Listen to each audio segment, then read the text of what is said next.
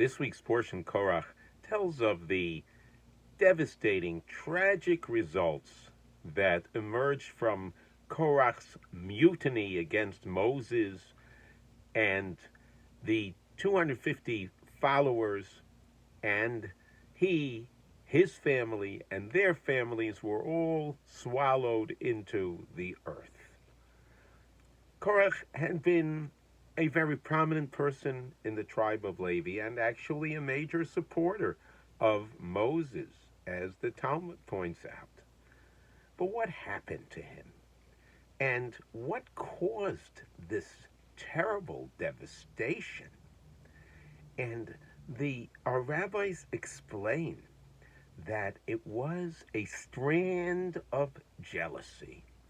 What happened was that when Korach found out that his cousin had been appointed to a position of distinction within the tribe of Levi, that Korach felt that he should have been appointed to, he was jealous.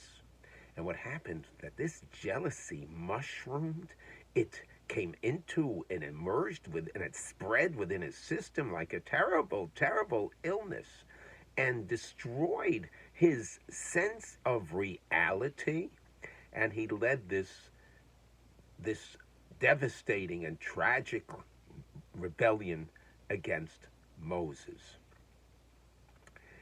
The Talmud tells us that jealousy removes a person from the world. What does that mean?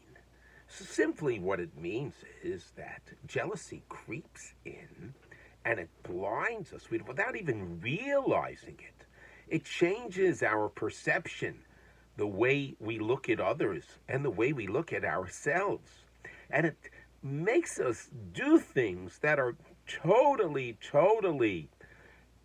not just not right, but destructive to ourselves and to others.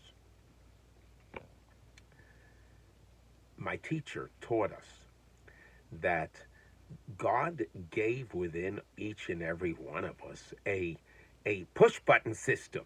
You want to call it a digital system. Well, we can do a self-check. We're upset about something, angry, or feeling strongly about a situation and not particularly comfortable. You can ask yourself the question, just ask the question, am I acting out of jealousy? Am I acting out of anger? Am I acting out of a lack of faith?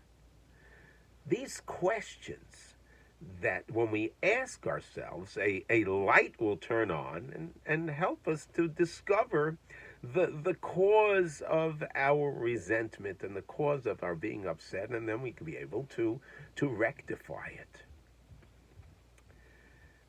Rabbi Naftali Hexter has a beautiful book on the weekly portion, and he explains in this week's portion of Korach the Mishnah that tells us that that jealousy pulls a person out of the world, means that it pulls a person out of his world.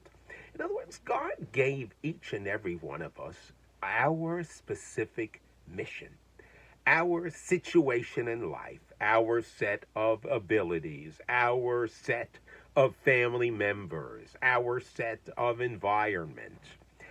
And it is our sacred task to work and to follow through with our mission in life with the specific situation that we are in. So when we're jealous of another person, it's so off and it's so wrong, because that person has his mission and I have my mission. And he gives an analogy, like a person's a diamond cutter, and he has his tools, and then he sees this lumberjack with this huge saw, and for the diamond cutter to be jealous of the lumberjack with the huge saw is ridiculous, because he's a diamond cutter, and he needs his tools. The lumberjack needs his tools. Each and every one of us have our tools. We have our own workshop. So what jealousy does is, the fallacy of jealousy is, it takes us out of our workshop and puts it into someone else's workshop. And we can't do our job, and we can't follow through in our mission, our sacred mission that God has endowed us with.